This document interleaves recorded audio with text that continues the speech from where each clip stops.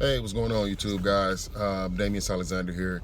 So I want to do a quick video about what do you do when you're negotiating with a seller and you're not sure if the price that they want is a good price to get it under contract at. So let's just say, for example, a property's worth 100, they want 60,000 for it. You're not sure if that's a good deal or not. And a lot of the what I want to say, fears, especially when you're new in the business, is getting something under contract, not being able to sell it, and then you're afraid that you may be obligated to purchase it, or you may fall to some form of legalities of having to buy the property. So hopefully, if you do have contracts you wholesaling, I always recommend first thing first is to sit down with your attorney with your agreement, make sure you have your out clauses and everything in place.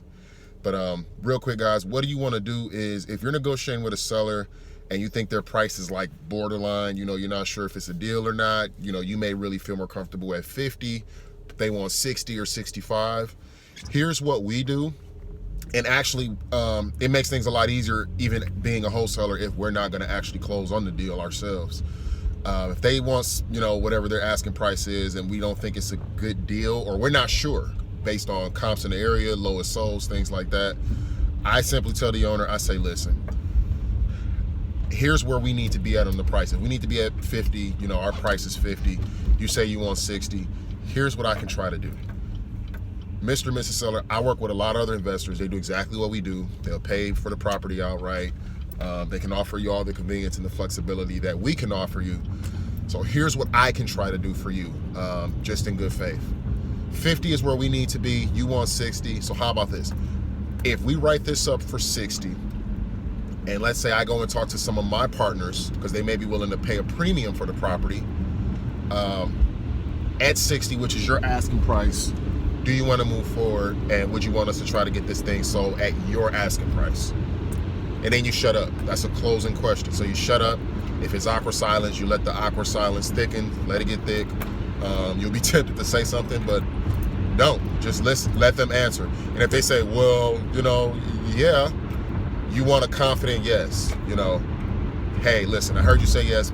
I need to know right now, because if I go and talk to my partners, I need them to know that I'm serious if I say I have something here at 60,000. So if we can get it at your price, 60,000, with everything else included that we spoke about, do you want to get this thing done? Do you want to move forward at 60,000?